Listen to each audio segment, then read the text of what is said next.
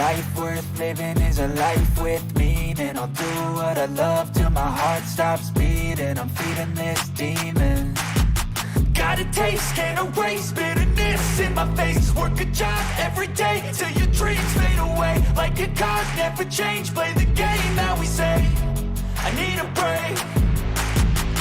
I'm staying strong, need to move on to be what I want. I'll keep dreaming on. I'm staying strong, need to move on to be what I want. I'll keep dreaming on.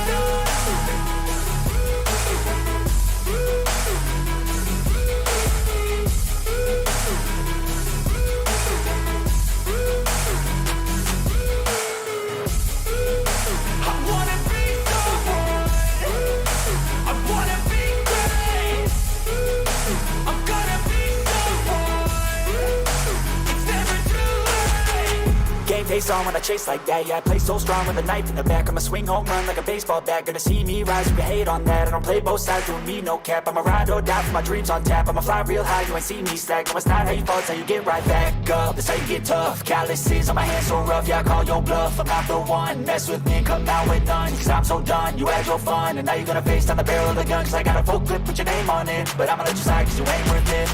I'm staying strong, need to move on to be what I want. I'll keep dreaming on. I'm staying strong, need to move on to be what I want. I'll keep dreaming on.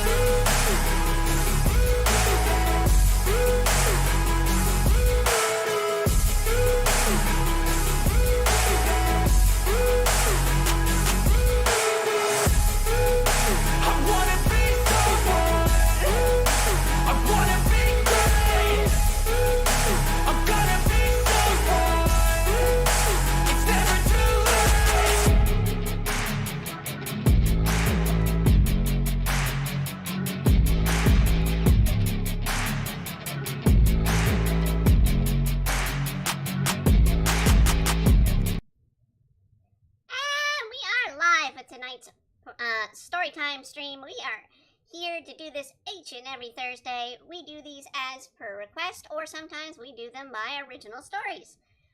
Which today is continuing our original story of Mobster X Maid Girl, which is an isekai that we put together started last year. We're going to be continuing a bit of it, actually probably in the next few days. We'll be continuing the story. We're getting close to where the story is. In fact, we are currently in the same story arc that is being played through for the people who are reading the series. So tonight we are continuing on the story where we last left off. Our group of adventurers have gathered together to go on their first mission to take down the first of the generals of the Demon Lord. And in that challenge, it brought them to a unique little town that was being taken over with a werewolf. In their exploits to take down the goblins protecting the werewolf, they found that the werewolf tended to like women. And, well, after befriending the wolf, they were able to take care of the goblins, chase them off, and are now, well, they went to sleep with the werewolf being a potential ally that they'll deal with in the morning. Well, it's now time for that morning to come, and for that day to begin a new story. So we will continue. I was a Tough Lady Killer Mobster, but now I'm a Klutzy Maid Girl that will take down a Demon Lord. Chapter 14, My Date with a Werewolf. Panic hits Azulle as she gazes on the pale masculine man from whom she and Ori had been sleeping in the arms of. But then the panic turns more to shock, as the fact that the man is completely nude, with the two women aside from them. Some silly fur-like blanket she sees below his lower half's backside. Or so she thought it to be a blanket, till it twitches and wags as the man wakes. It's been years since Azulle had laid eyes on a naked form of a man, that being only in her previous form on Earth. But now, somehow, after the fog of the brutal night is fading, she finds herself looking upon the male form in all its glory. And with it, she reacts the only way her heart tells her. to quickly throw up the remains of whatever she ate the night before.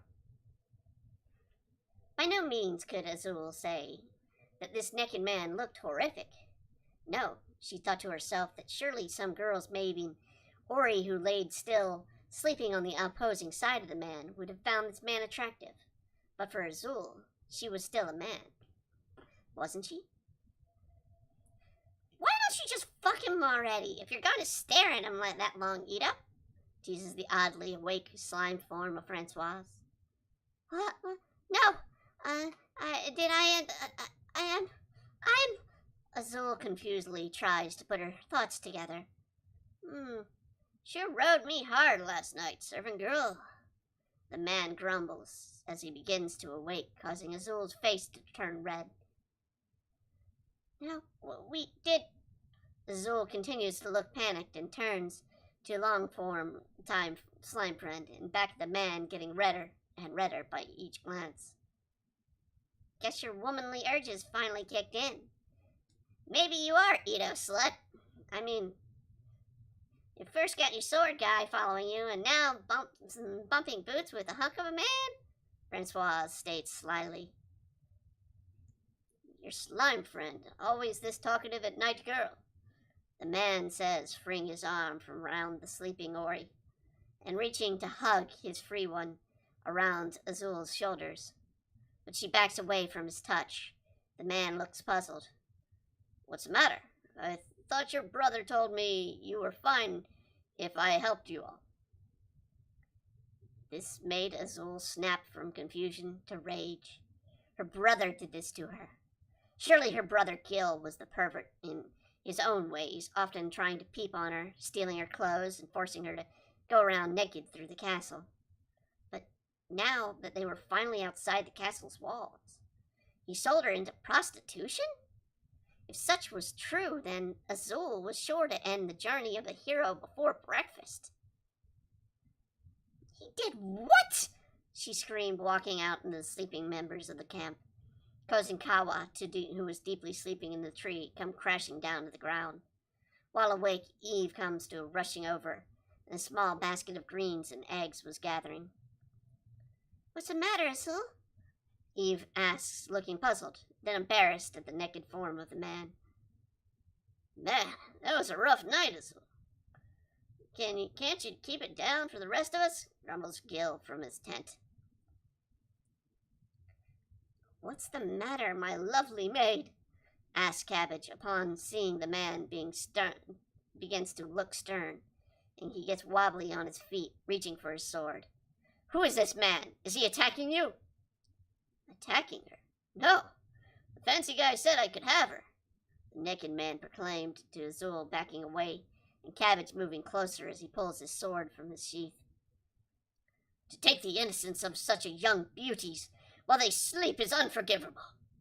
Cabbage slashes at the man so strongly that the cut forms the ground where the man was splitting, but the man's movements were so quick that Cabbage couldn't help but feel the man's speed was much to rival that of Azulle.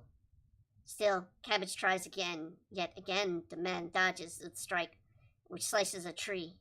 Stand still, you wretch! All the noises causes Gil to finally come out of his tent. To see the chaos of the nap, he looks about the mess and turns to Azulle.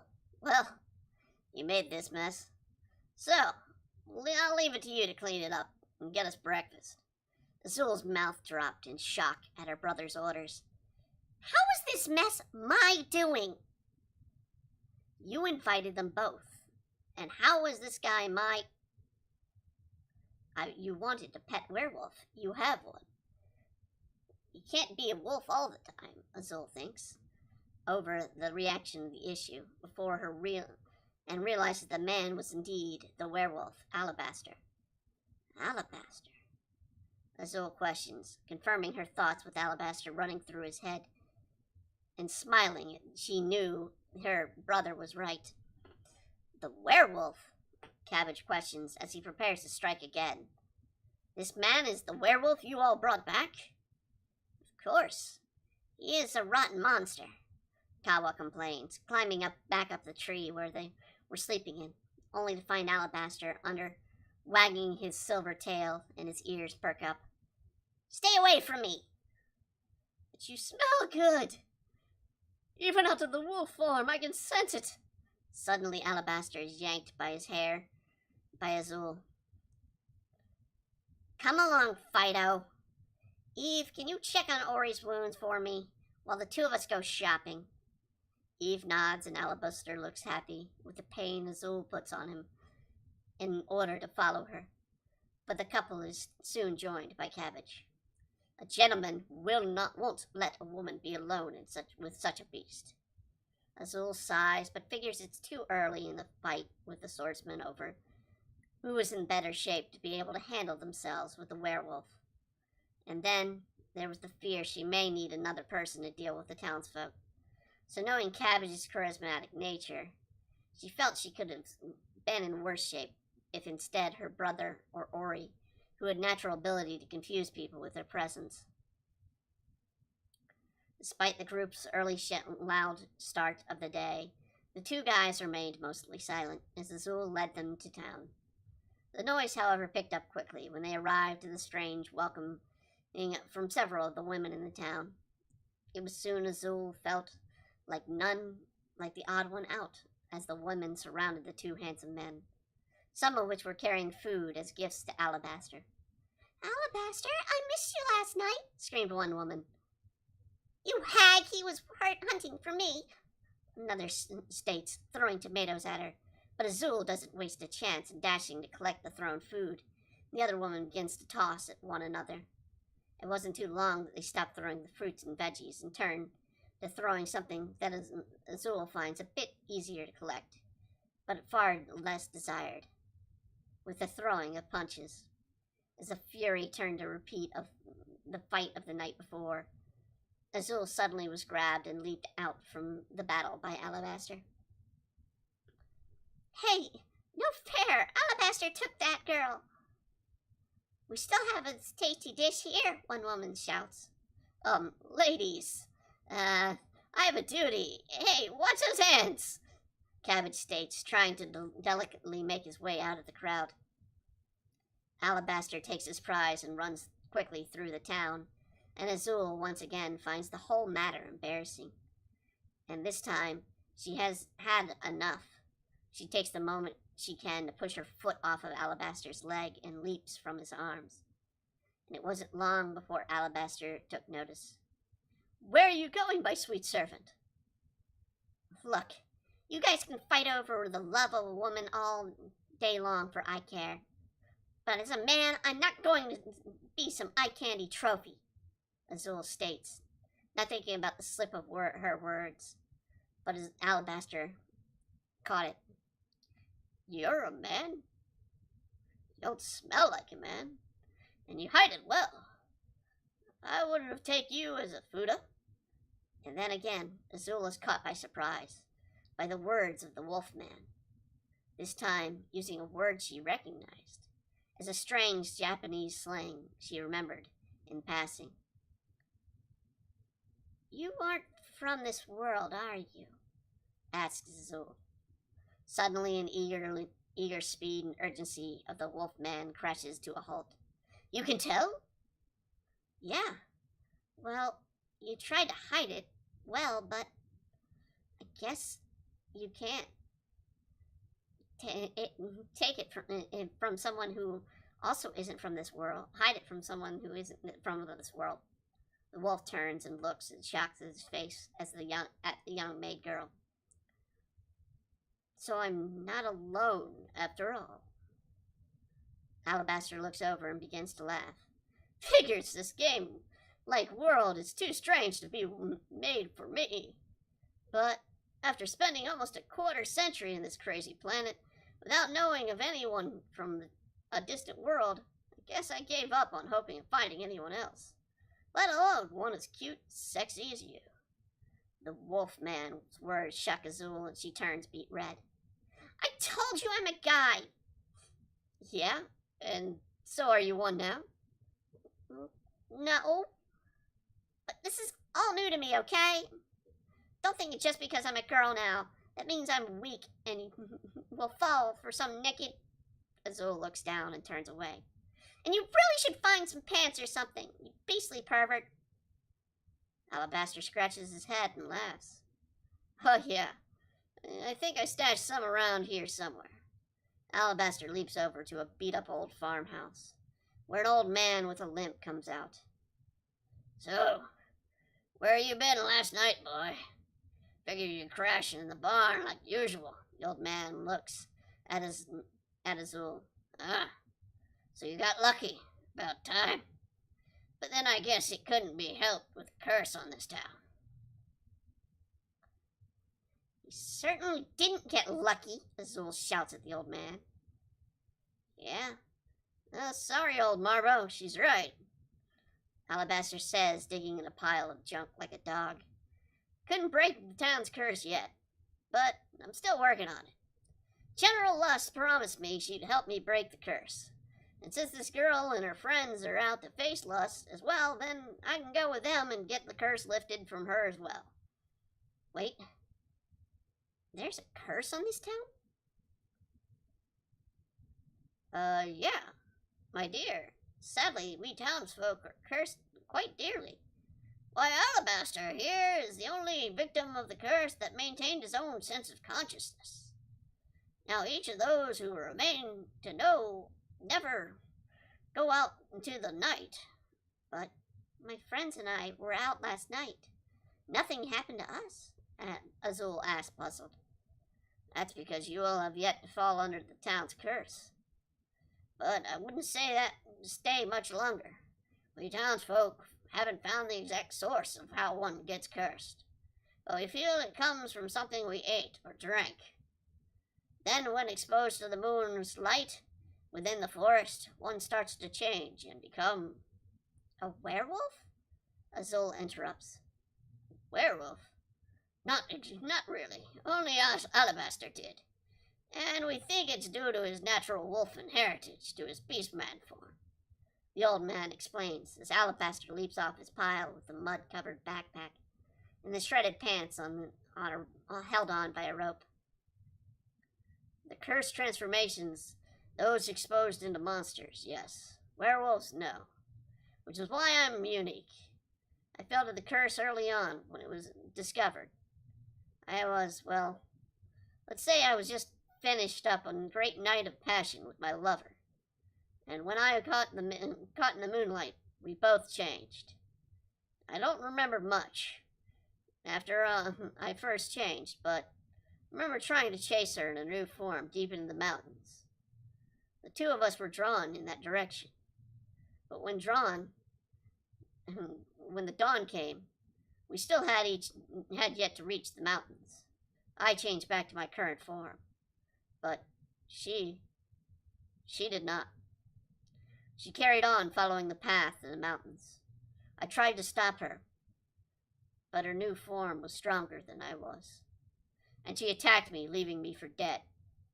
When night came again, I was healed by my new form, but no longer wanted to go to the mountains. Something had awoken in me to the dangers of the path led. So I went on to one place I knew, home.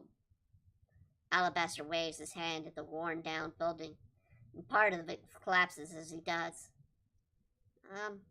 It's homely, Azulle remarks. Bah, damn boy never knew how to take care of his things, the old man retorted. Oh, maybe I just didn't have anything worth taking care of. You think of that, Marbo? I think you focus too damn much on thinking what's in your pants more than you think of finding out why you are one of the only townspeople not to fully be taken by the curse. And now you got some travelers as a servant girl mixed in this mess. Actually, Marbo, she isn't just some servant. Yeah. Oh, Marbo, she is in love of my life. That's why she's better than Fila, or Corzone, or Twindlo, or...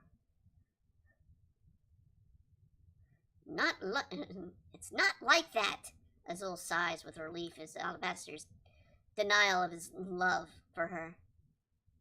Well, maybe. But no! She and her friends are the party of a great hero, Prince Gil. They fought the band of goblins in town. Haven't you seen the streets free of their green skins? Like bothering everyone to give them food and supplies today? Yes, it's been quiet, and the Demon King's army's been hanging around, so then I take it you're His Majesty's handmaiden? Fitting this boy to fall in love with the help. A fat lot of good the prince will do clearing up this mess. This curse has been on this town years before the Demon Lord's forces came along, but it certainly didn't help when it seemed unaffected by it. But do you think you stand a chance, my dear? I would rather keep the shape I have, thank you, Azulle stated, only slightly lying, given that she would rather return to a previous form, if that was an option. But I'm not my brother's servant. Well, not completely his servant. That is to say, she's a skilled fighter, as well. Seen most of them in action. Sure they could help. They all were tablet wearers, after all. Azulle couldn't help but agree with her newfound wolf friend's statement. Then it hit her to look at her own unique tablet. Pulling out the P-phone, she scanned the area with the camera option to see if it could detect something amiss. Outside of Alabaster, it seemed like it would not come up with anything unusual. But the actions didn't deter her, and she kept moving about in hopes to find something out of place. Meanwhile, back at camp around the issue is coming to head as Gil is shouting about the trees. Kawa, get down here and get us some water and firewood. There's no response from the ninja except for tossing a few branches from the trees. Look, you can't spend the whole journey hiding in trees. You wouldn't know. You don't have a curse that attracts monsters towards you like I do. You knew we were going to face monsters, so your curse was bound to attract them. I can't make a plan and not be able to tell if you're here and to help or as part of the team or merely to act like a child. Suddenly, a massive monster of a man leaped down to confront the young prince face to face. You're one to say I'm acting like a child. You've been cared for and treated like special all your life. Merely disguising yourself as a man doesn't make you one, Kawa. Gil glares up at the beastly Hulk. What makes you so scared to be your real self for once? You wouldn't understand, the Hulk states, grabbing the large hunk of log and dragging it to the center of the camp. Look, I know I'm new to meeting you two, but I feel you both have some tension together, Eve states, wiping Ori's wounds clean while Francoise lays about in the water. It's not tension, he's just spoiled. He tries to order me around and all the time, because I'm your leader. The Hulk waves his hand and goes and sits pouting and pounding the log, breaking it into pieces. I'm the royal heir, and you're my servant of the castle. And Zell is the same, the pouting Hulk states. Azu is different. She's my sister. I think what Kawa means, Gil, is you need to not treat Kawa or Azulle as your servants, but as friends instead, Eve interjects with Francoise nodding along. See? She has only been with us for a few days, and she gets it. Kawa smiles, but when he faces Gil, sour look, Kawa's smile disappears. Can't. You mean you won't? Kawa cries. No, I'm sorry. One, I don't know what having friends really means. And then there's the issue of my mom. Eve looks puzzled. She heard the rumors, and in her brief moment of interacting with the Queen in the past, she couldn't help but feel the most fear from her. But she couldn't figure out what about the former Queen that bothered her son. That monster wasn't your mother, Kawa repeated. the words the king stated years ago to the three. You don't know that. I don't know that. I was given the title of hero years ago, but according to the monster, Azulle was set to be the hero, not me. Even you, Eve, heard your master's words about me and my sister's birth. How do I know if I'm even able to be a hero the world says I should be? Gil moves to tend to maintaining his crossbow. You're smarter of the three of us. You plan, and those plans to help. But last night was a mess. If it wasn't for Ori and Alabaster, my sister and I would have been easily fallen last night. And then you were little help at all, as well, Kawa. Kawa looks confused and turns back to pout. Try as I might to be a good ninja. No matter what I do around monsters, they smell me easily. Last night I kept trying to lose the scent of the werewolf, but no matter what I did, he still found me. To have me fight along with you all would only have meant we attracted more enemies, more threats. The camp grows quiet for a time. No one wanted to reply. But the first break of the silence was the bartender Maid Girl. You prince fear that you have no way of trusting even your own fate. And you, Kawa, fear you will only burden us as you journey with us. But you're not alone. I fear my magic will get out of hand. I'm sure the others have fears as well. But if we hope to do any good for these people, we can't let our fears stop us from doing things what we're here to do.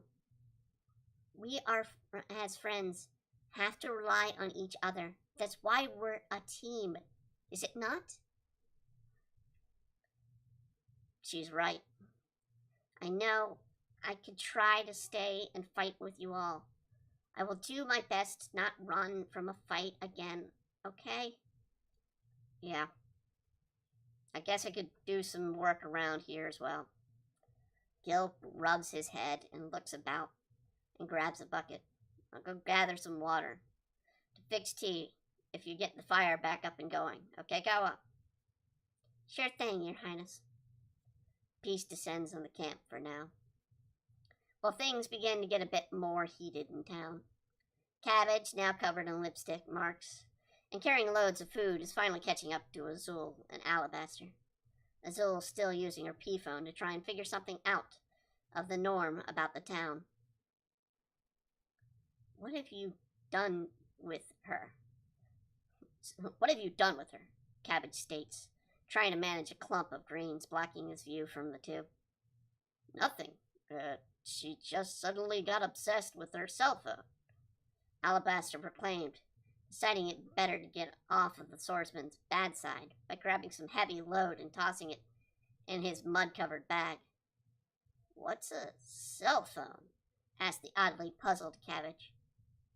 My tablet. Now shut up, both of you. I'm getting something in this puddle.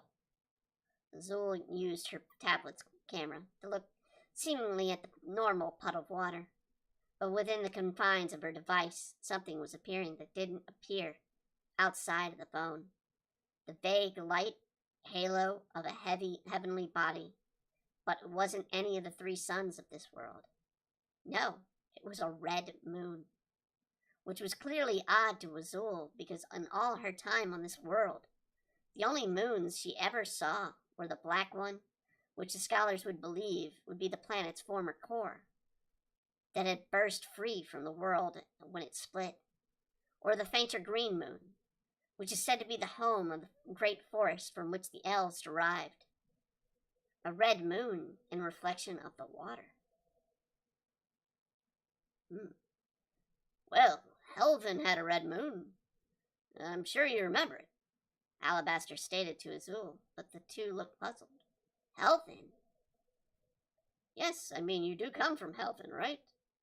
I thought you were born in the kingdom of Martique, asked Cabbage. I was. Azulle stand puzzled and then pushes into Alabaster. Where's on Earth is Helvin? Helvin was the planet I originally came from. You too, am I right? Alabaster looked confused as much as the others. You're not from Glandar. Cabbage was purely puzzled. While all his childhood he was raised to understand that elves came from the forest moon, he never heard of anyone mention the name Helvin, or even to say that they were a different world. But now, not only was this wolfman proclaiming to be, but he was trying to link Azulle to his delusions as well. Such an idea was not fantastically absurd, but very laughable. Even the creatures that could fly could never fly around, fly to another world such as one could ever be. But far more puzzled was Azulle. She assumed that Alabaster was just from Earth like her, and the slimes, but not only was this appearing to be not the case, but odder still was the parallels of Earth to this Helvin. She moved closer to whisper to Alabaster, as to not have Cabbage hear her. What are you thinking? He doesn't know we come from other worlds. But you and I surely seen the red moon before. No, I haven't. Our moon, my moon, was white. Well, it sounds dull moon to me. A white moon. Alabaster begins to laugh. Look, I would like to talk about this more without the natives of the world around, okay? So, till then, you keep your mouth shut about Helvin, and I'll keep mine shut about Earth. Earth? You people named your planet after dirt? Hush! Fine, fine. Are you two done yet? Cabbage interrupts. My dear maid girl, and here am I, truly heartbroken. Here I thought the problems of my advances towards you were part of your youthful nature, but not yet falling for men. But I guess you have tastes in men that are not me, alas.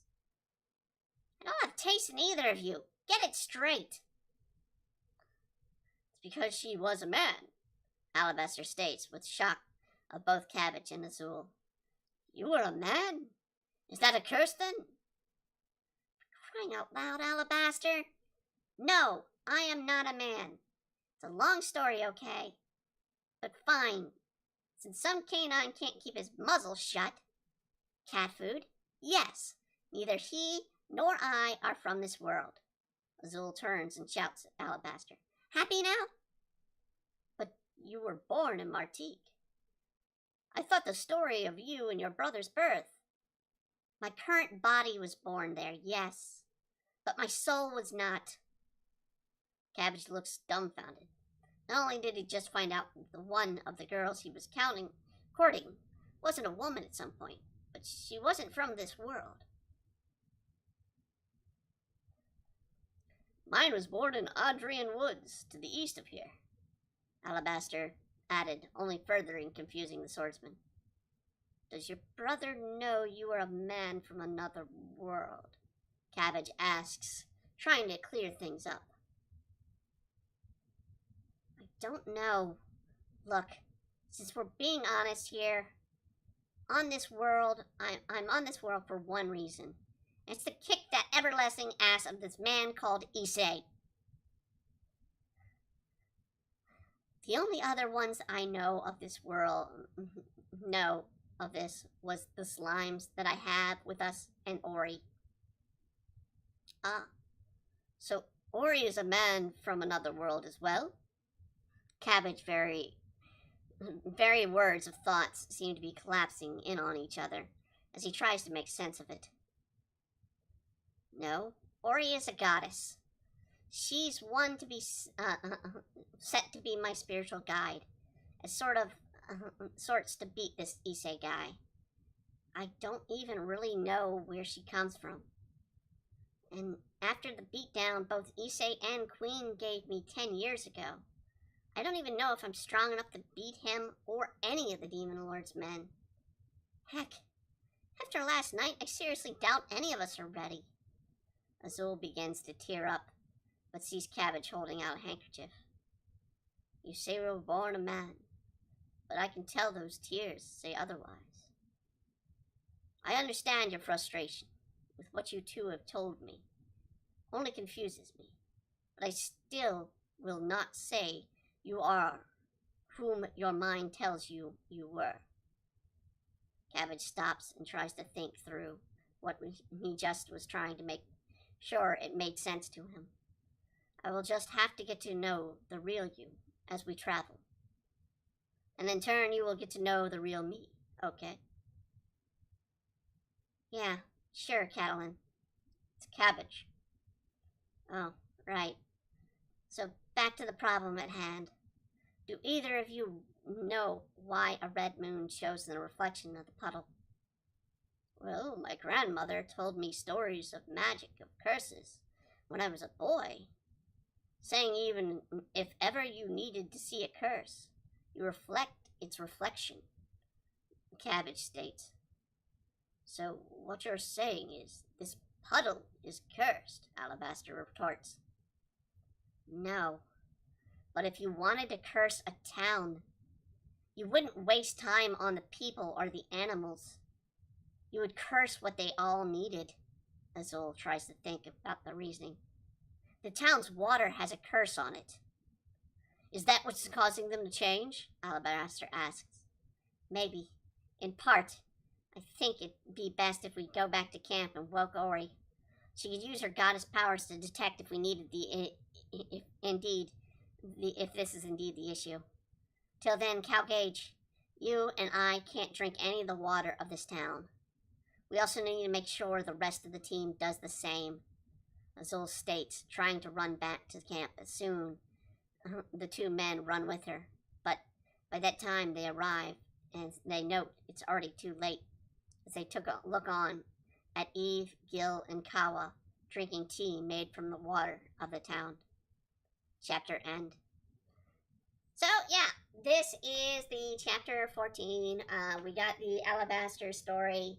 I was thinking this is going to take a lot longer, so we're going to go ahead and do chapter 15 as well. So this is going to be an added bonus, so if you tuned in, you're going to actually be able to see, have me read this one live. I don't know if it'll pop up live. We'll see here. Where's chapter 15? Because I was expecting it to be an hour long, and it's more than it was, only half an hour. So we'll go on to chapter 15, which is called A Lover's Tale. The sight disheartened of the young maid girl. Her trio had just discovered the way the curse had been befalling the town. To see why the very cups of those that remained behind camp caused panic in Azulle's eyes. Well, looks like you three were able to find food, Gil interrupted by his sister, dashing forward and smacking the cup of tea from its hands. Hey, I was drinking that. Tell me, you didn't drink any of it. Azulle shouted. Of course I did. This is my second cup. He was quite good at... For the second time, Gil is interrupted by his sister. The water of this town is cursed. The moment of her shouting, Eve drops her own cup to the ground, while Kawa spits out their drink. Those that drink the water are cursed by night to turn into monsters. The former cheeriness that Gil had towards the pending breakfast dropped at the threat of him now possibly being cursed, and worse the fact, hitting his gut and knowing the group missing a proper healer means the chances of the curse being removed to be close to none. Despair hits his body, sending his arm dropping to the ground, but he's caught by his sister's shoulders. As she goes to comfort him. Don't feel cursed, Kawa states, in defiance of the warning. And there's still townsfolk, so if we can get those to drink water away from the moonlight, they say, you should be fine, Cabbage states, dropping the food he was carrying down to the remains Alabaster had on him. But we have a journey to face the Demon Lord's forces, Eve denotes. We can't just stop so soon, can we? We won't, Gil states. Brother, No, we can't let this stop us. Gil tries to show his determination to be strong. Fine, then we don't. But you three stay inside, away from the moonlight, till we find a way to have this cure. Cabbage states, I don't want to leave you all, but knowing what the townsfolk and Alabaster have told us, it would be better to leave you all behind while we seek out General Lust. You said you thought she could cure you, Alabaster. What made you say that? Azulle asks. She said she could. When I first ran into her, for some reason, she was infatuated by me. And she stated that if I could seduce another woman to love me without the curse coming into play, she would free the town from this curse.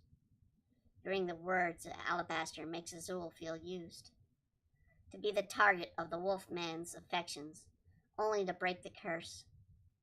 But still, the slightly used feeling fades, knowing that Alabaster wasn't forced or focused on his own cure, but that of the town.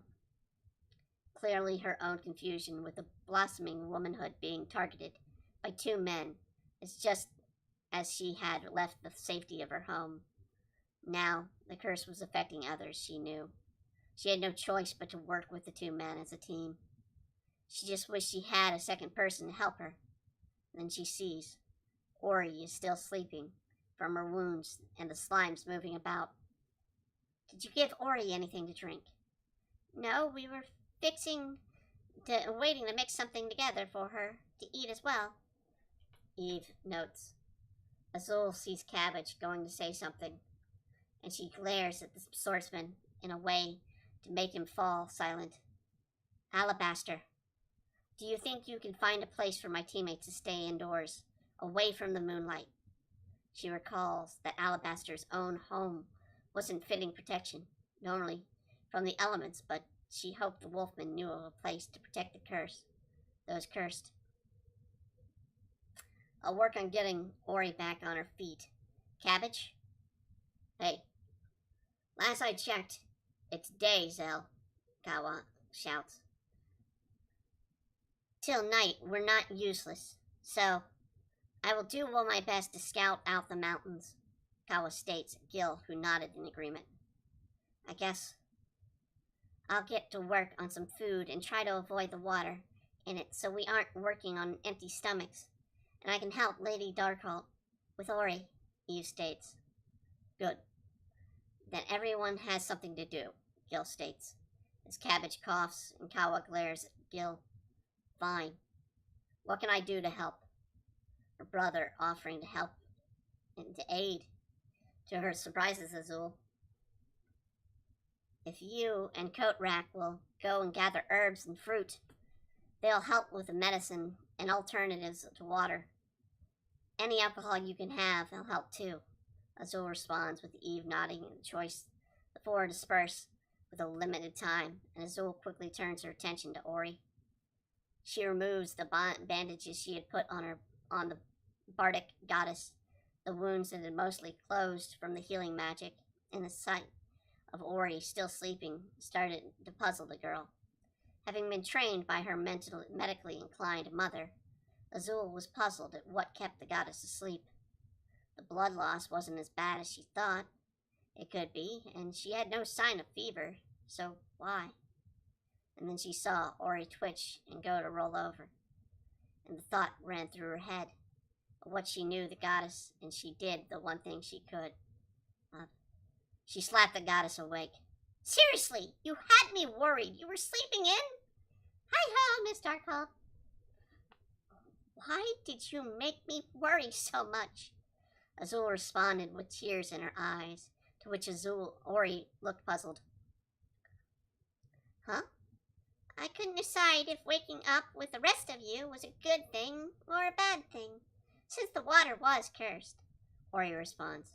You knew and you didn't tell anyone? Azulle shouted. I overheard you talking with the others. Azulle grabs the goddess and brings her close to whisper in her ear. So do you have a way to remove the curse?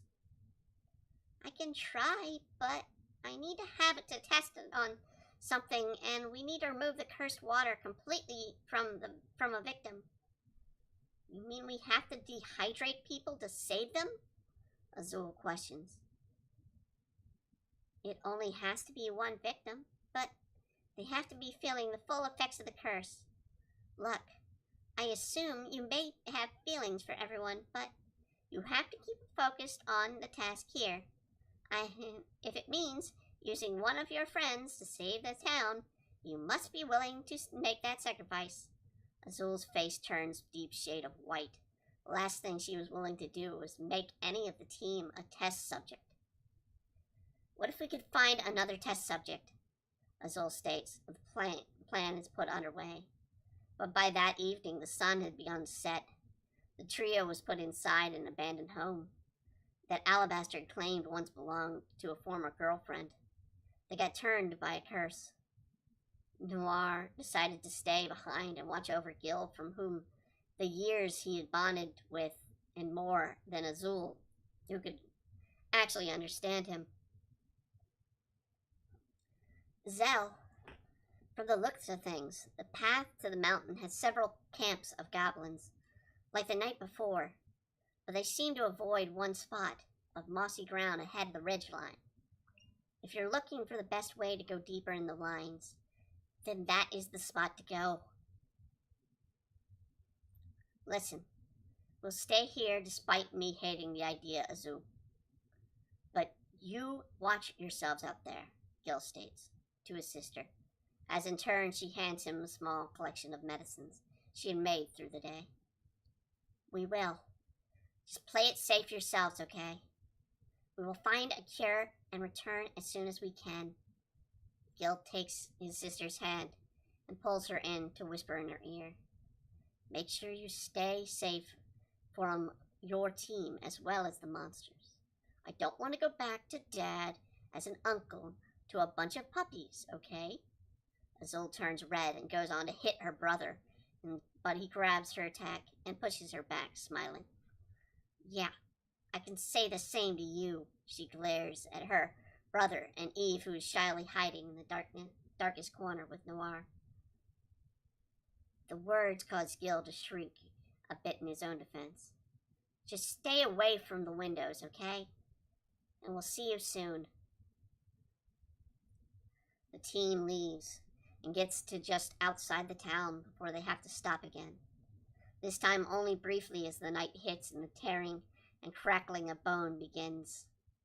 Cabbage and the two women push away, leaving Alabaster to finish his changing into his wolf form, while Cabbage worked hard to keep his group from looking on.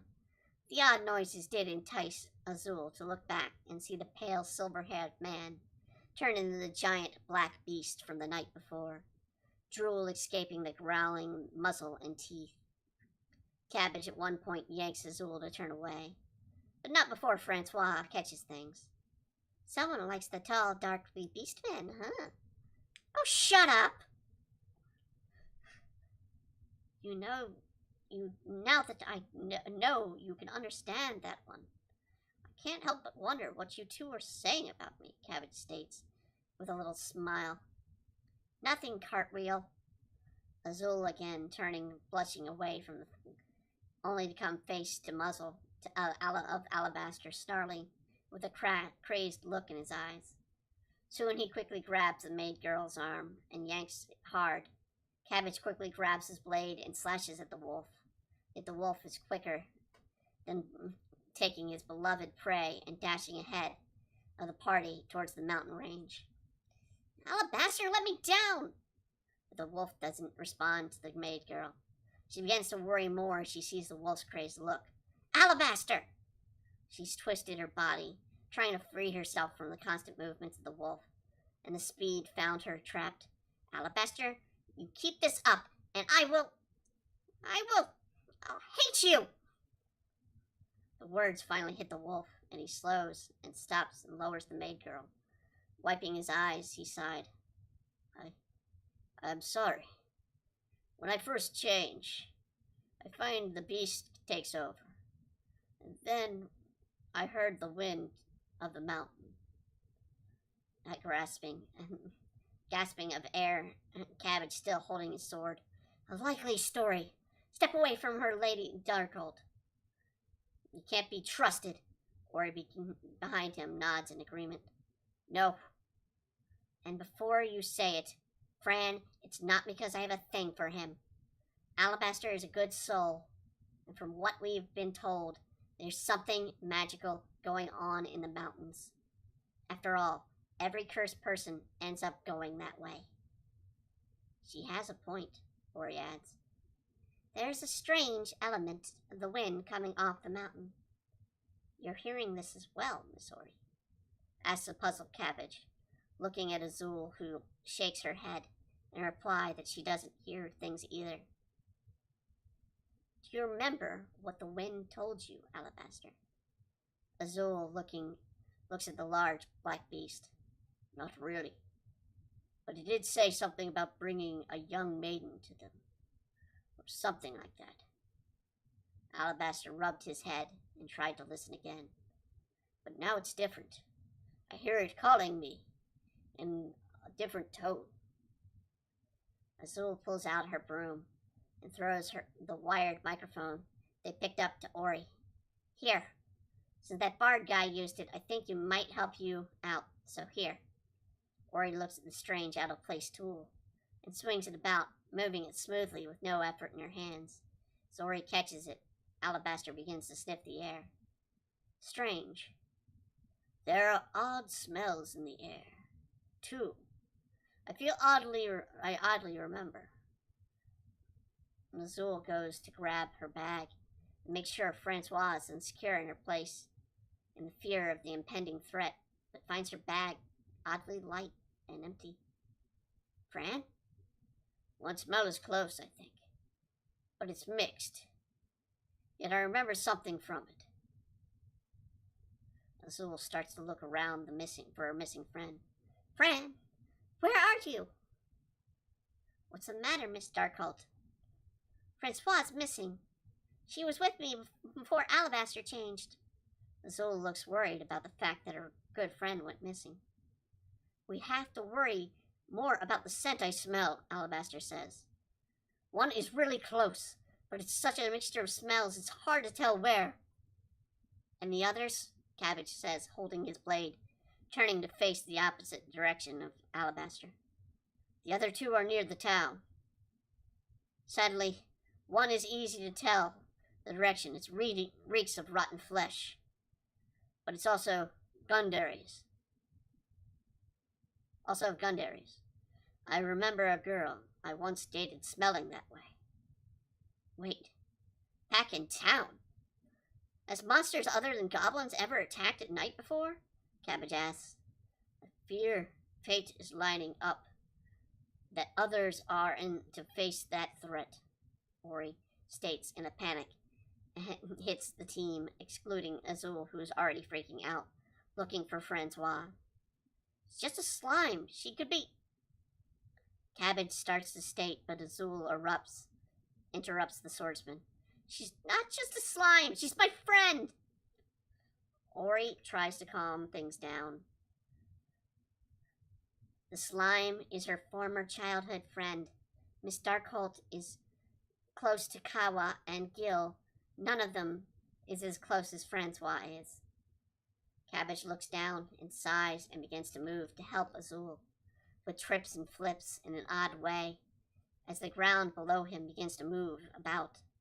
The group looks about as the ground moves up and starts to claim the young swordsman, appearing to work on gripping Ori as well, but not before Ori lets out a scream. Alabaster turns his gaze downward, and shock hits his eyes as the ground lifts up, trying to strike at him. Taking a quick leap, he tears at the moving ground, knocking a chunk of the earth from the earthen tendrils, reaching to attack him. The creature reaches out and to pull Cabbage and Ori inside itself, but a quick section of slashes from the swordsman free him from going into the creature's unusual body. Ori, however, wasn't as lucky, as being dragged into the earth, all before Azulle could even make a move to help her teammates. No, Don't come near it, Maid Girl. Alabaster howls. Why? Why do I recognize this smell? He debates as the creature continues to try and lash out concurrently at the three nearby adventurers. Azulle, puzzled at the creature, quickly pulls out her tablet and uses the camera and hopes to identify it. Target identified. Target is earth elemental creature called Shambling Mound. Such creatures hide with their natural camouflage to attack prey willing to step into its domain, states the phone monetarily. How do you fight such a creature? It's not like it has a brain or heart or anything. It's a normal creature, Azulle shouts. Cabbage continues to slash the creature, fighting the billowing tendrils trying to drag him under in an effort to grab Ori from within. One movement of a slosh of the creature showed the goddess's arm briefly. It's like a slime, but it's made of earth instead of liquids. If we don't get the girl out soon, it'll crush her, Alabaster shouts, leaping in, but the strange creature makes a great effort to avoid Alabaster from going into the creature's form. Still, he is able to move quickly and slash about the ground, revealing enough of Ori to gasp for air, coughing up some blood along with the monster. Soon takes onto itself. It's avoiding me. But I feel I know it. I'm not going to sit by and not help, Azulle shouts, preparing to do her devil's rush, but only suddenly tripping at the beginning to what she was later claimed to be the creature, but in reality was her own curse coming into play. Alabaster, however, moved quick to himself to strike the creature and was able to score a large chunk out of the thing. We need magic, or some water at least, against this thing. Something to weaken the ground, Cabbage states, hacking away the tendrils pulling him and the goddess back underneath. Azulle thinks back to her missing friend. The fact that Francois's natural abilities with soap and water would be perfect against this creature. But she isn't here. Frustrations and worry hit the maid girl. This world has been an oddity, one after another, and now she was able to do is sit back and watch her friends get lost to one big stupid pile of dirt. This was never the kind of problem she had to deal with on Earth. No, back then a simple job of beating up some guys, removing limbs that stayed off, even the occasional killing where the target you killed stayed dead.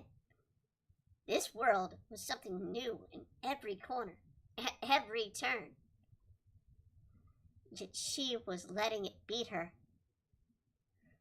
Her, the one that used to be feared to the point they called the Smiling Devil. The one so tough she was willing to kick a god's ass to make him pay for slighting him. But no, she had been a sniveling little girl. Sure, she had some skill, and her master trained her well in fighting people, even those of other races, but nothing like this. No, Ito was truly gone. Now before this monstrous mound of dirt, the once great feared mobster was nothing but a weak, scared girl. No longer a man, but then it hit her. She wasn't a man, but she was trained to fight such a creature, even long before her first master. No, Lady Merrill taught her how to fight this creature, and to fight dirt you need a maid. Sadness turned to rage, and Azulle gripped her broom tightly. Then, after so long, she again made a grin, not like the grins she's made before in most fights. No, this was the same grin she wore as a man, the same grin she showed the former queen, the grin of a true devil. She takes one step and bursts at such speed the very ground under her feet blasts back, pushing her broom forth and bursts through the center of the creature, blowing apart its form. It's time to clean up this mess, the girl bursting through strange dark aura declares. The words cause the two separate segments of the creature to tremble. The speed at which the girl moved is beyond that even Alabaster, who stood dog-faced in awe. Cabbage quickly grabs to Ori as Azulle leaps in, blasting apart another chunk of the shambling mound. This is Miss Darkhold. She isn't human. She's almost devil-like. Ori finishes Cabbage's sentence for him. She too smiles. Such is the force of Hito Ito, the force that dwells inside her. Alabaster just keeps seeming in a dumbfounded look as the creature starts to flee from Azulle and head his way. But again the creature turns, avoiding the werewolf. And that is when the smell finally hit the back of Alabaster's memories. Once a small glint of metal sloshes up from the fleeting monster. Azulle suddenly crashes after blasting another distant piece of the creature away. Piece nearest Alabaster. She blasts forth a quick movement. Alabaster places himself in the path of the maid and the remaining part of the earthen creature. The blast knocks the two creatures into each other. Out of my way, Alabaster! I don't want to hurt you! Azulle shouts, but the werewolf's grip only squeezes the maid tightly. He's lost it again, Cabbage shouts, charging his blade towards the massive wolf. Ori reaches to try and stop the swordsman, but her current injuries cause her to not be quick enough. Let me go, shouts Azulle. If the werewolf does not respond again like before, instead it grips tighter on the maid and moves its huge, gripping jaws towards her head, and then suddenly there's a sharp and jagged cut to Azulle's side, but even deeper into Alabaster's hulking form, the swordsman blade striking deep. Release Miss Darkhold, beast! Cabbage shouts as well, but neither his strike nor his words halt the beastly form of Alabaster from his desired task to lick Azulle's face. The sudden odd action causes Azulle to drop her fury and look at the werewolf in the eyes. It wasn't like before, as they thought. Back then his eyes had a crazed look, but this time they were replaced with sad one. Seeing the maid calm down, the werewolf releases his strong grip on the girl and pushes her into the arms of the swordsman. He didn't even make an effort to remove the sword from his gut. Instead, the werewolf turned to the mound, its remains, and looked down. It's you, Keel. I thought I lost your scent back then. But you've been here, waiting for me, haven't you? The mound, trying to stay away from the group, began to shape a womanly face, as best it could, with what remained of the small iron locket forming about the base of the face. Alabaster's thoughts go back to the girl he knew years ago. A simple orchard girl with a cute smile, beautiful green eyes. The fade of months of the two flirting back and forth, and of the night they were confirmed their love under the trees of their orchard. Of him giving her a simple locket as a promise to commit to their feelings. He knows the creature, Cabbage says. The curse. It took his love from him. She turned into a monster and fled to the mountains. There are others. One of rot I smelled in town was another girl I fell for after I lost Keel. They didn't leave fully. Miss Darkhold, Ori states, as Azulle nods. Without words, the two knew that they had likely a choice in them to find a cure if they could convince the now monstrous Keel to help them. Alabaster, Can we get your friend to help us figure out the curse on this town? The creature looks at the wolf and then back at the very girl that almost completely destroyed moments ago.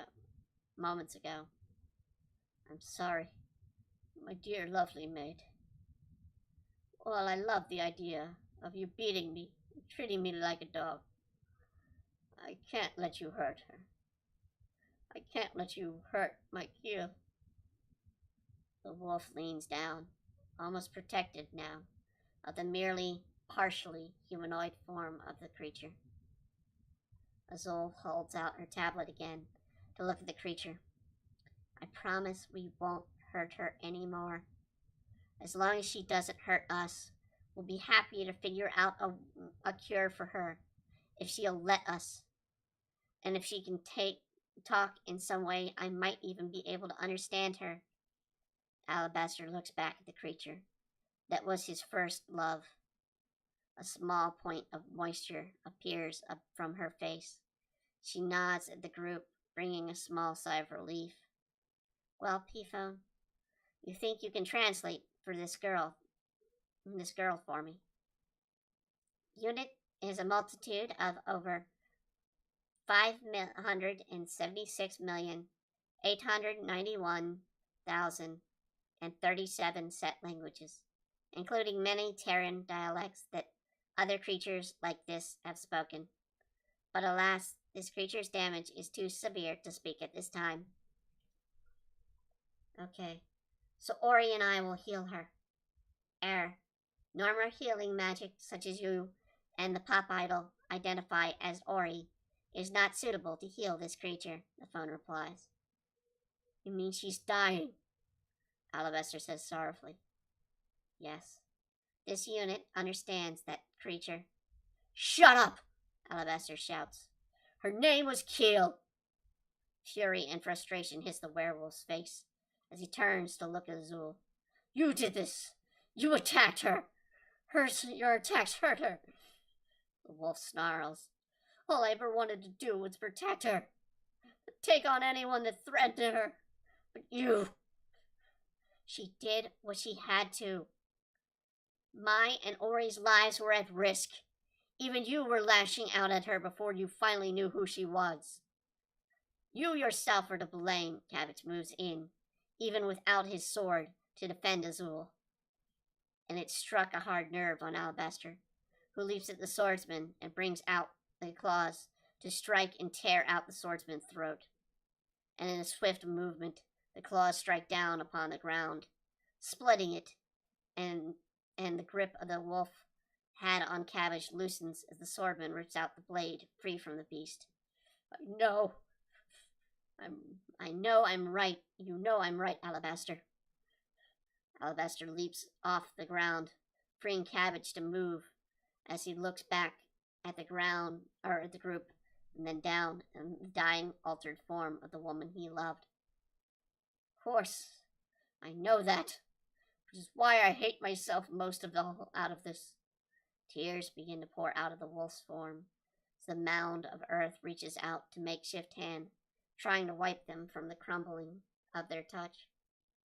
Maybe, if I take her back to Lust, she'll heal her for me. Lust is our enemy, Alabaster. She's likely to be one behind this curse, Azulle states. Yes, I figured as much as well. But it doesn't matter, Maid Girl.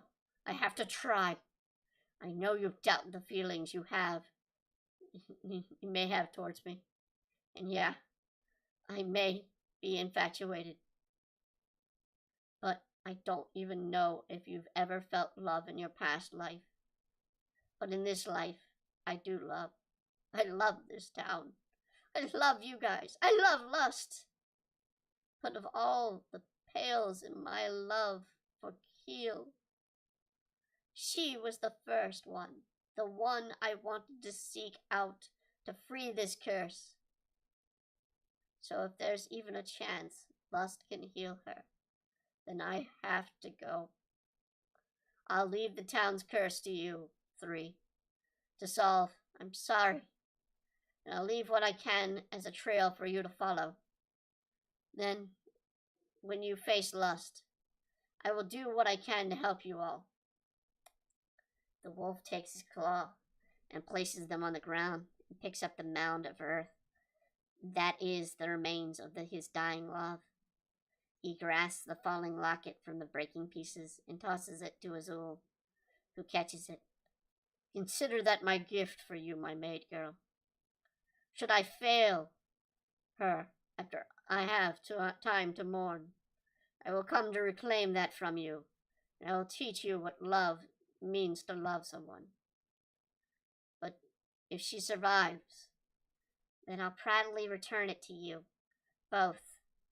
When we break the curse, Azulle smiles, and the trio watches as the first friend on their journey returns towards the mountains. One last thing, maid girl. The two smells. One smells of soap, and is also headed to the town. But for some reason, it doesn't smell like your slime. Till we meet again, friends. The werewolf and his beloved run off towards the mountain in the hopes of a happier reunion. But back in town, the abandoned home, the trio of heroes faced a far darker threat. That was one that brought an added threat of altering the heroes to creatures like itself. A wispy skeletal figure draped in raggedy clothing starts hacking away with an axe to the door housing the heroes. Gil readies his crossbow, Kawa their daggers, and Eve asleep, ready to face the dark with a wraith laying siege on their small ray of hope. Chapter end. All right. So ends tonight's story read. I'm glad we kind of did the two.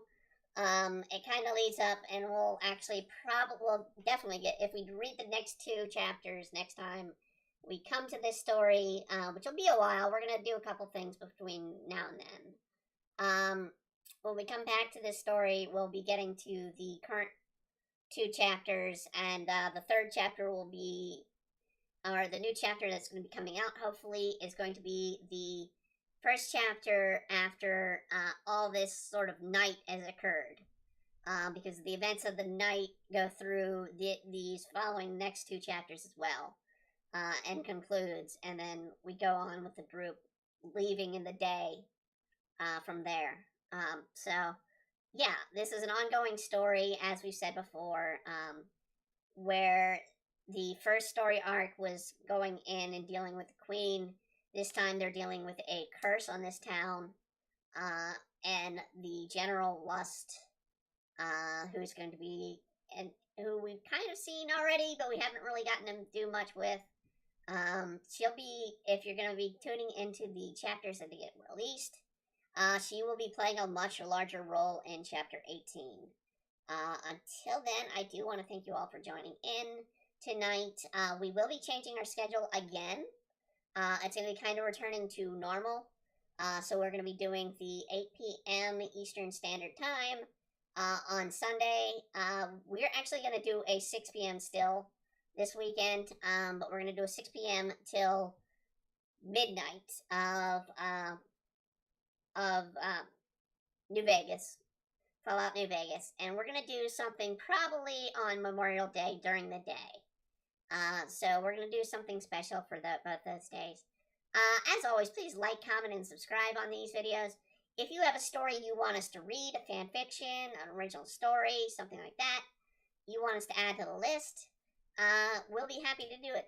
In fact, we will be returning next week with the first chapter, actually probably the first and second chapter of 11 Kingdoms' second half of the book. So last week we got to the end of the first half, and we'll probably be picking up on the second half. So until then, I hope you all have a wonderful week.